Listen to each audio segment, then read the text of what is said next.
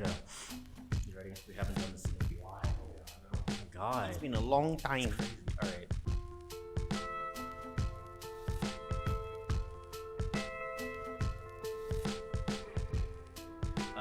Welcome to All Eyes on You, the only podcast that can disappear for over a year and then come back and pretend like nothing happened. Just like me. I'm your host, Josh Winrow, and this guy, I'm Jermaine. I'm his co-host. he doesn't have a last name. No. Sayala. Something like that. You have 3 A's in your name. Yeah. Every time I was I always misspell it. I was always the first to be called in everything. Can I be honest? I've rewatched some things that we worked on in the early projects. I've completely misspelled your name in the credits, and you Are you never sure? said anything. Yes, I'm very sure. I only put 2 A's. 2 A's, yeah. It's better than people usually don't spell Jermaine with. They usually spell the G and no E at the end. A G? Yeah. How do you spell? I've never. Huh. That's because the origin of the name is apparently Germany. I didn't know that, but German is in the name. Oh, hey, by the way, where are we? We are in our new office. Oh yeah, no, that does make sense. That's why the set looks different. Yeah, no, we've disappeared. Yeah. For a long time before we've done this for a while. As you can see, a lot of things are Different. noticeably different. Yeah. Camera quality is better. Audio Yeah. quality is Yeah, we better. have new mics. Mm-hmm. Yeah, we are in an office space. We started renting this literally last week. Yeah. So we're gonna do this here as much as we can. There is gonna be an echo for a few episodes. Just a warning while we still move in. You know, it's a new space, high ceilings, Very high ceilings. Oh my extremely God. high ceilings. But it's gonna be a lot of things. We're doing a lot. Yeah. We're gonna be doing so much. Yeah, we plan on kicking it into full gear. Oh yeah. Whoa. I mean, like, Listen, we have already hit 4th gear. Now we have to hit gear 5. did you just reference One Piece? One Piece. Da, da, da, da, da, da. Yeah, I did. You referenced One Piece on my podcast? Mm-hmm. That's strike one. Well, in the first for season 1, you referenced Attack on Titan, and I didn't say anything. Did I really? Mm-hmm. I don't remember anything we talked about, if I'm being so honest with you. As you can tell, he loves Attack on Titan. I love One Piece. Yeah. Except, my show actually ended. Yeah, my show probably will never end, and No. I'm happy about that. Yeah, I'm sure. But what if it's, like, not a satisfying ending? Yeah. I know some people didn't like the Attack on Titan ending. I thought it was a good tie-in, because I don't want to spoil anything, but For Attack on Titan? yeah, for Attack on Titan, I feel like the cycle was good. Uh-huh. It's just what it leaves it off is not very satisfying. I like it because I feel like I like an ambiguous ending. I like when something can continue on but doesn't have to. Yeah. That's my biggest preference, is when something can but doesn't necessarily have to. Interesting. Which is funny because I'm pretty sure they are making a sequel. Maybe. I don't know. It might be a fan thing. I wouldn't doubt it's a fan thing. But Maybe.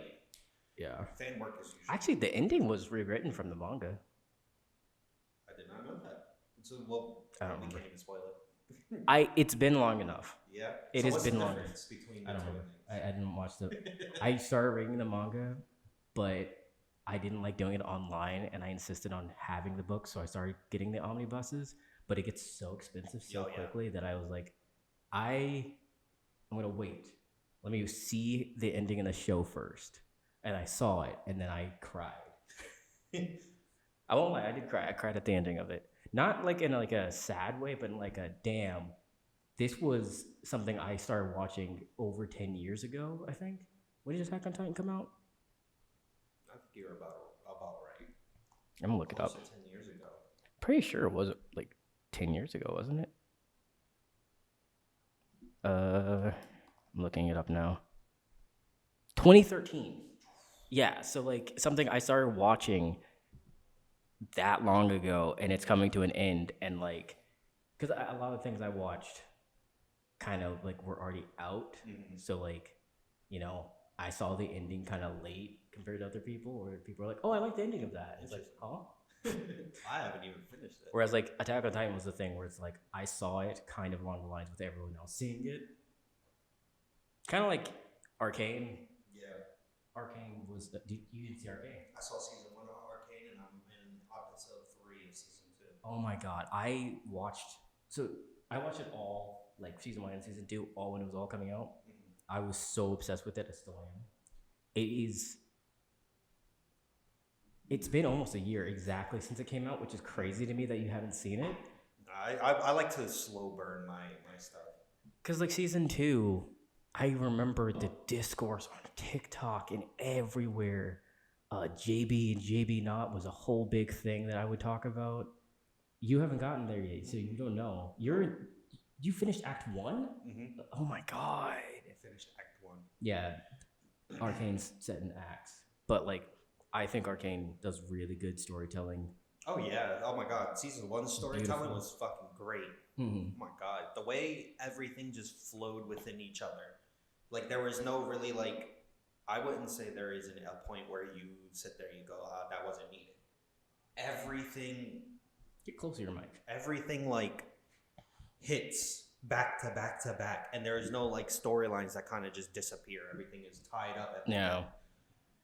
And let me tell you, it gets better. Season 2, it's a lot better. I love stories with chain reaction storytelling. Like this happens, which causes this, which causes that, which causes this. Like that's. Plus, so I good. really want to cosplay as Echo. I could see that. Yeah, I want to do all versions of him. So I want to do. Actually, I wouldn't do Firelight Echo. Weirdly enough, like I like the mask, but I don't know. It never like fully appealed to me. But my list goes like the top Echo. I kind of want to do alternate universe Echo, which you haven't seen yet. Mm-hmm. I think I just spoiled something a little bit. So AU Echo.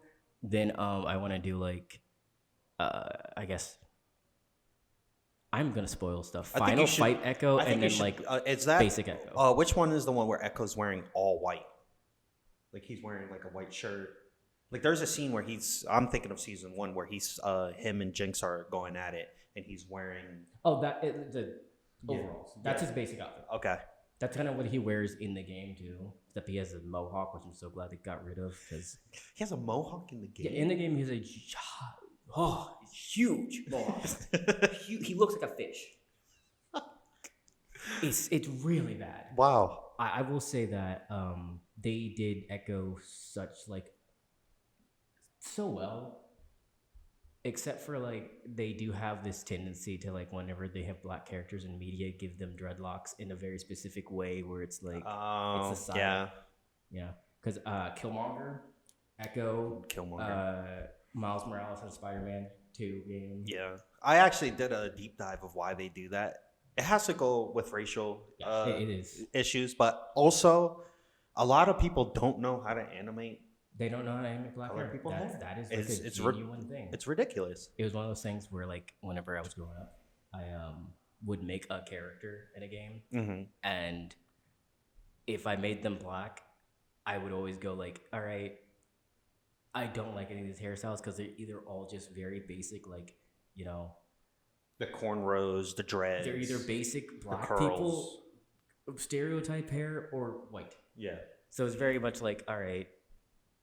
But to be fair, but though, if I had the chance, I always was an alien. In every game I could be, I was an alien. I was non-human, which I think that's a whole other thing entirely. Now that we just went off a media tangent, creator be consumed. Yeah. That's our motto. Mm-hmm. That's what we've been consuming. Create or be consumed. We didn't talk about Arcane before, did we? No. First time I was talking about Arcane. Wow, Arcane. Arcane's so good. And you didn't finish it. No.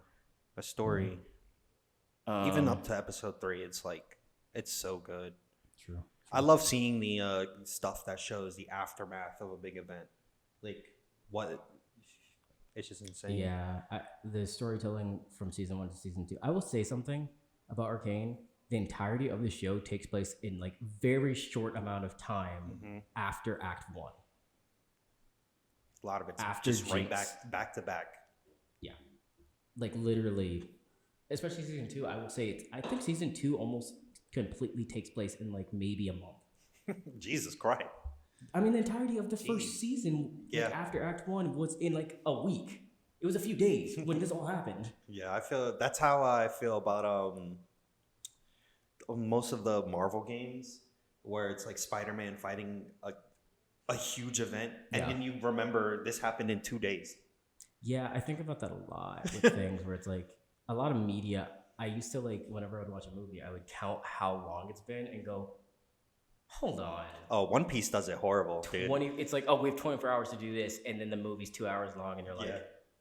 It's gotta be wait. One Piece does it really crazy, bro. There'll be fights that you would think last like an entire 24 hours, and then there's like, no, that was 2 seconds. that. Yeah, that was like 2 seconds. D&D logic. Yeah, D&D logic, where if you don't know this, D&D, every round, which is during combat, whenever every player takes a turn, as well as the NPC is in the enemies, the entirety of that is 7 seconds.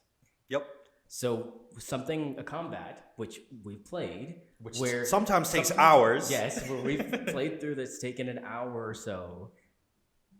It's only been 7 seconds, which means like in the end, it probably maybe was 5 minutes at the most.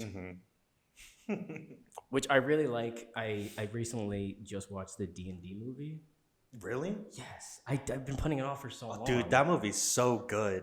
I don't know. I'm how I am. I prefer indie movies over, blockbusters, just because I want to ingest something that feels more like I can create it. Yeah. D&D movie didn't feel like I could create it. So I put it off as something where it's like whenever I feel like watching something fun, I'll watch this. And I felt like it finally watched it. I liked it. Yeah, it was good. I was identifying the spells, and anytime like there was a reference, I was going, oh, I know that. Oh, the Sword Coast. Yeah.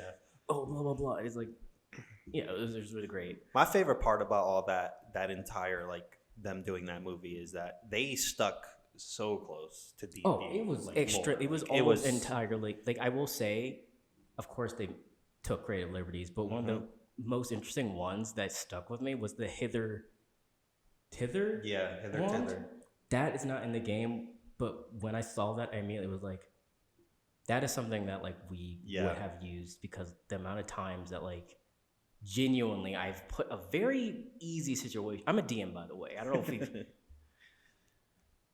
we played D&D. Yeah. While he's a full DM. I'm like baby DM. Like we played this. It's really interesting. We never talked about D&D. No, we talked about D&D. I think whatever. Anyways, I'm a full DM. And Jermaine is one of my players sometimes. But I like to put situations. I do combat and situations, of course. I like to do everything. For some reason, the situations you're terrible at. Oh yeah. You cannot figure out anything. No. That's why I usually play dumb characters, because I like everybody else doing the work for me. But no one else is. Exactly. Every time we put a group together where I'm like, all right, let me put a very simple puzzle together, everyone just goes, and I'm like fully describing the answer in what I'm saying, and you guys are like, I'm gonna punch it, and I'm like, that's not gonna work, and then you punch it, and then you hurt yourself, and you go, why did that hurt me? Why? But when it comes to combat, I'm completely different breed. Yeah, no, you're actually decent at combat. I kill everything in combat. But then any other situation, even talking to another character, you're bad at. Yeah. Which is funny, because when I first started playing D&D in my D&D club in high school, I was the opposite. I was better at conversations and getting through that than combat. My character would get whooped in combat. So I kind of just flipped. You flipped. But it's mainly like, I just don't like I like doing stuff like that, but when I'm with people who kind of like just hang around, I would like to encourage them to do it, and me stand around and do nothing. See, you say that, but I haven't played with you. I know how you really play. Well, yeah, I have to pick up a lot of stuff, but like, it's not even that you pick up stuff. It's that someone else will genuinely be trying to do something, and you go, I'm going to try this. And I'm like, they are doing something. And you're like, I want to do this, though. And then it ruins whatever they were doing.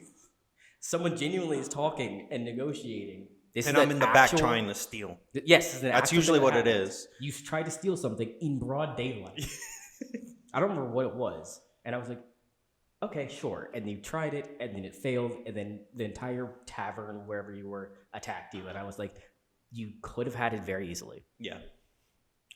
I love D&D, though. I love it too. D&D is, it's so strange that like all I do is my job being content creation and videography and making stuff, which is a lot of planning and having to translate logistical things and creativity together. Yep. And then my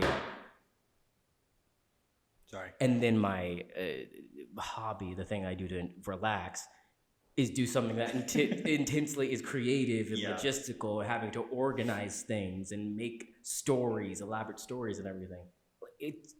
I guess it just feels like a lower stakes version of what my job is. Yeah. It's like, hey, I can relax to do this, kind of. I'm still stressed out about having to do like fucking, hey, let me write an entire story that incorporates 6 different characters' backstories and having it be something that is both a linear story and also something that can be flexible. Yeah. That's like one of the biggest things about D&D is you cannot be somebody who is so like strict with the story. Yeah. Because more than likely your players will not follow they're the not story. gonna follow it. The amount of times I genuinely have written down like a full-on plan for you guys, and then you guys will go off not even 5 minutes into the campaign. Not even like 5 minutes Yeah, into the we session. wander. I will fully explain what the situation is, and you go, I want to go do this. And I'm like, okay. And then I have to remind you that you can do this. Mm-hmm. So it's like, it does help with the improv skills, I'll say that, and like just quick thinking off your feet. To be fair, I think our first campaign, our first campaign was entirely improv, where we just kind of like randomly went off of things where we just vaguely, I don't know if we had any plan besides like vaguely the characters, and I was like, how do I introduce these 2 characters? Okay, let's do this. Oh, how do I introduce another character? Oh, let's do this.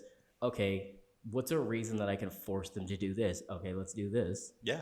And that was it. And I did that so much for the entire campaign that we played for almost a year, I want to say. Yeah. Yeah, we did. What? But you guys didn't level up as a thing. No, we pretty much just coasted a level Oh 1 my and God. fought. Like, I mean, we did fight. What level are you guys? Oh, right now it should be level 3 or 4. Only? We played for... We did play for a year, but to be fair, we didn't do very big plot points for a year. We did like 2 or 3 big plot points. Yeah, no, that's true. You only fought one boss, actually. Mm-hmm. One actual boss, and you didn't fight him. Nope, we ran. We ran away. No, yeah, you guys, he summoned a dragon, and then you guys ran away. Yep. To be fair, I did that on purpose. We were not going to fight that dragon. Yeah, I know. It was one of those, like, I was trying to show you guys that I was being nice. And I wanted to give you guys a bit of a, Dragons, I did a campaign, I think half a year ago. And it was pretty much, there was a dragon up on a mountain, and they went to go, look at this dragon. And the dragon was friendly. And the dragon told them, I have to go out to go get some food. I need you to babysit my baby dragon. Right. So they agreed. Mm-hmm. And as they're babysitting this baby dragon, you have hunters who know that the dragon just left and are storming this cave. So like poachers. Yeah, they're poachers. They were trying to come and kill the baby dragon. And so the whole campaign, I had them defending this baby dragon while swarms of people just kept coming in. They succeeded. Yeah. But they almost got swarmed really bad. That's when I had to let the dragon come in and clear out the rest of the people. But it was fun. It was really fun. I'm sure. I like dragons. They're always interesting to play with. And as a DM, I feel like it's fun to play as dragons because they have... Of course, it's called Dungeons and Dragons. Yeah. So they are given a decent amount of like every dragon. Like, there's not. Oh, actually, that's a lie. Like there are several creatures that have like evolutions to them, where it's like, oh, there's a infant version of it, a old version or whatever. Dragons have so many. Yeah. Where it's like, oh, elder dragon. This is a juvenile dragon. This is a blank, blank, blank. But they have so much like. Even the colors having different lore. Mm-hmm. To be fair, the dragon that I summoned for you guys that one campaign, I don't remember if it was a homebrew or what, but it was like a space dragon, which is Yeah. objectively supposed to be really strong. Oh yeah. In the Spelljammers campaign that I have, there are space dragons. There's one called a solar dragon. This thing just sleeps in the sun, Yeah. and it's incredibly powerful. I maybe we need to have a D&D podcast. Comment below if you like D&D. We like D&D. We love D&D. Probably should separate it from this podcast that's supposed to be about, eyes. What color eyes do you got? I would say like a light brown. All right, that's all eyes on you. But in a more serious note, we should talk about what actually is coming. Yeah. What kind of projects are we're gonna do and stuff? Because we've done a variety of things on here, as you can see. Yeah. We disappeared from this podcast and everything for a while because a lot of stuff happened. But in that time, we have uploaded a few things. Yeah. If I remember correctly, I think we should have like 2 vlogs up. Yeah, and we have one vlog up. One vlog? We have one vlog up, yes. We did do a decent amount of things. We did post a couple short films, I'll say. Yeah. We have 2 short films up. One of them did a decent amount of views. Breathing, it's a psychological horror short that we got hired to do. It was very fun. It was. It was interesting because we had 2 days to shoot it. And, we were given the script and, we kind of just rolled with it. We kind of just experiment, figure out a lot of things on the fly. Yeah. Well, also having things on the fly, we did try to plan some things. You were a cinematographer. Yep. Yeah, you were DOP on that project. And I directed it. And I think we did pretty well. I do too. Mhm. I do too. It looks really good. Yeah. I really do like some of the visuals just because we got to do some interesting things. And then we do have our first, is it our first vlog on this channel really? I guess it kind of is. Yeah, in a way. Yeah, we did a earlier this year we did a gig where we went up to, I don't remember the name of the place. Bergen?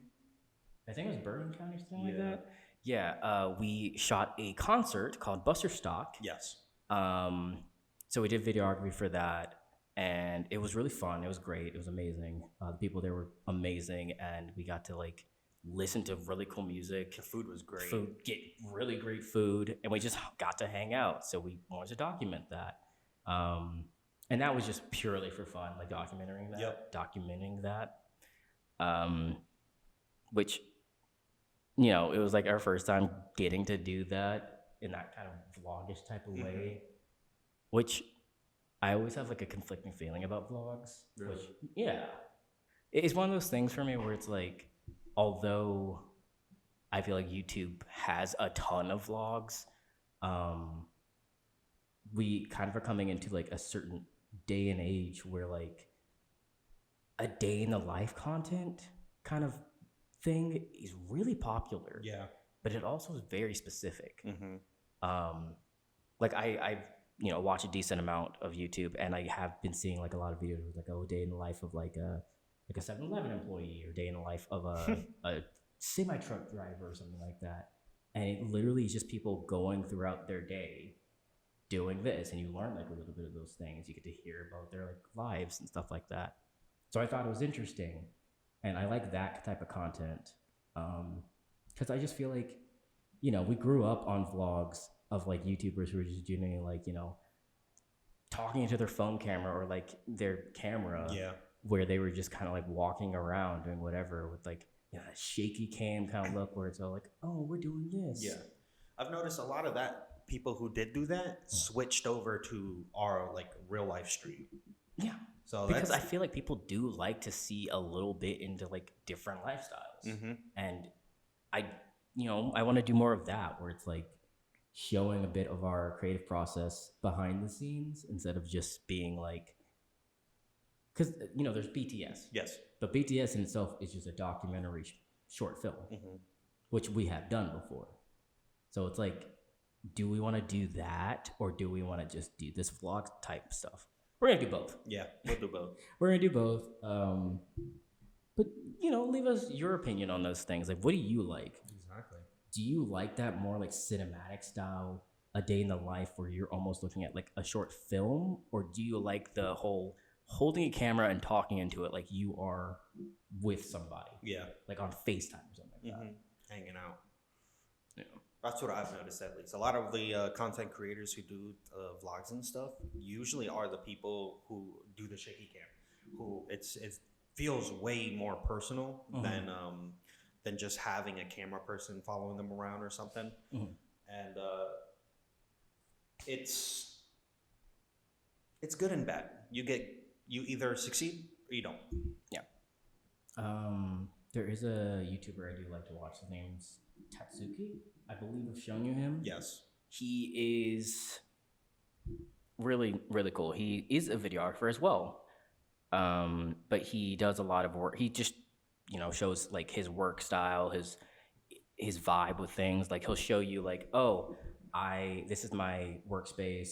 Oh, here's some really good gear. Here's like a fashion kind of thing. I really love how he does it. But he does a lot of work in both, like he travels everywhere, literally like 11 days ago, Los Angeles. He's in Japan, he's in Australia, and it's so cool. I really love his vibe. He does the more cinematic type of vlog. Yeah. It's a vlog, but it feels like a short film. Yep. Which I really, really admire. There's a skateboarder who kind of does the same format. His name is Lewis. He it's a vlog, but he'll have angles where it's like beautiful. Like he lives in Japan, so Japan has beautiful scenery. So he kills it with it. It's it doesn't feel like a vlog. It feels like one of those like aesthetic skate videos that you would get from like Thrasher or something. Like it's so well good. That's well why made. I really like crazy that type of thing, because I love the short film, because it's very like literally looking at his channel right now, he does combine the shaky cam with the cinematic look in a way where it really is effective. Yeah. In showing you like that he has cinematic skill, and also just showing you a vlog type of thing, and it's like beautiful.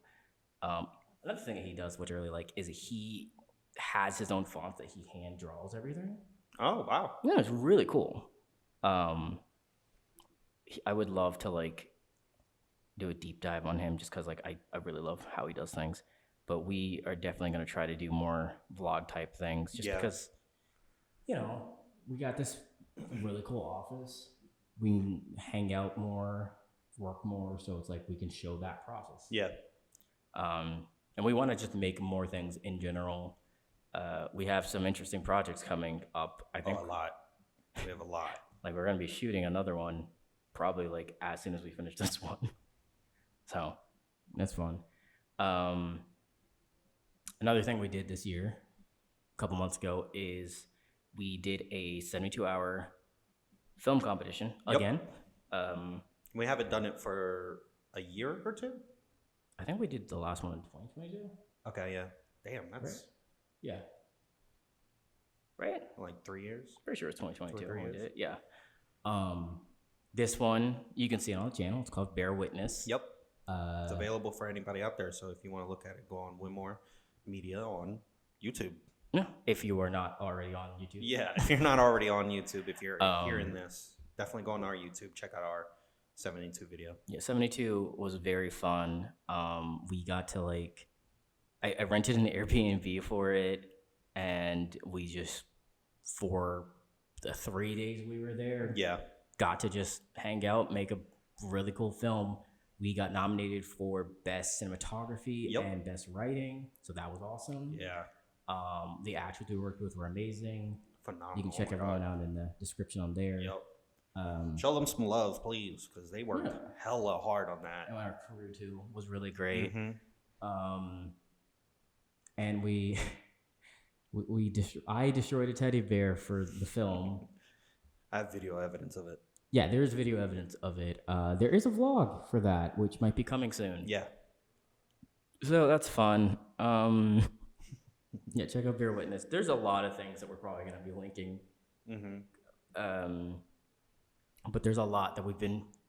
If I'm being honest, we've only worked on a lot of things in the past 3 months. Yeah. Because like I will say, the first half of the year, kind of didn't do anything because life got in the way. But life finds a way. Yeah. And we got more recently back into the groove of things, which I'm glad we did. And now, we get to do what we want to do again. And Thanksgiving. Thanksgiving. It's the holiday season. Yeah, that's if you didn't know, that's the season we're recording in right now. It's about to be Thanksgiving. Like literally, it's Oh, it is Thanksgiving. when this comes out, Thanksgiving is tomorrow. Yep. So, that's fun, right? Yeah, so if you're hanging out with your family, you've got nothing to watch, you guys aren't watching Yeah. movies, pull this up, watch Pull us. us up. Be thankful. Yeah, tell us what you're Thankful for. Tell us what you're thankful for, but don't. Sorry, that was mean.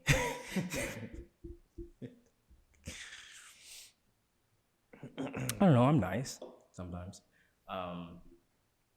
But yeah, we have a lot of content planned. And I feel like we kind of did this a little bit backwards. We talked about what we consumed before we talked about what we created. Like literally, we did what we consumed and then what we created. Yep. And it's like, not a bad thing, but it does mean that consume, be create. So we probably should. Be create. You're hurt. But I don't want to sandwich it. I don't want to go like consume to create, consume. So I don't want to talk about more we consume. We got to talk about more what we're gonna create. We gotta do something. What are we gonna do? Challenges. Challenges. Yeah. The only challenge that we have is living. Damn. Sorry. Can't be woke anymore. All right. No, but yeah, we're gonna do a lot of different things. We're gonna just have fun with it. Maybe try a couple shows. Oh yeah. Some series content. And just do it for fun, seeing how things go, and enjoying our office space. And we have some cool people that we're gonna be working with. Oh So, yeah. Phenomenal people. Lots of talent. Lots of working. lots of things. We're doing so many things. But remember to rest, though. Yeah. Always remember to rest. If you feel overwhelmed, make sure you hit that bed and just take a nap. Yeah, actually, that's a good advice. I'm actually surprised. You're good advice for once. Go take a nap. Sometimes Well, not sleep will always. change your mood depending on the sleep, to be honest. Some water, food. Yeah. Drink some water, eat Go on some a walk. food. Walk your dog or your cat or your hamster. Cat. You said that already. Mm-hmm. Oh. Or your raccoon. Do you know raccoons are becoming domesticated? Yeah, I just heard about that today. Honestly, same. It's kind of I interesting. was reading an article about it, how they were looking at the snouts between the And the rural ears are and- becoming more flop. Yeah, Which those is an snouts are interesting getting thing. smaller, ears are getting more. They're becoming cuter. Yeah, because it's like they don't need to survive as much, and then it's like, well, they need to survive, of course, but it's like humans are giving them food, Yeah. and cuteness rewards food more than like aggression. Mm-hmm. So, more beneficial evolutionary wise to like be cute. Yeah. Yeah. The human mind is ridiculous, in my opinion. That What that we like want cuteness Yeah. instead of like actual like Functionality? Like no, that's how we work. We prefer because like we don't need to survive at this point. Mm-mm. We don't need to survive by actually means of actual survival. We survive by means of social. Mm-hmm. Social, other people's work, usually. Yeah, society. Society. Society.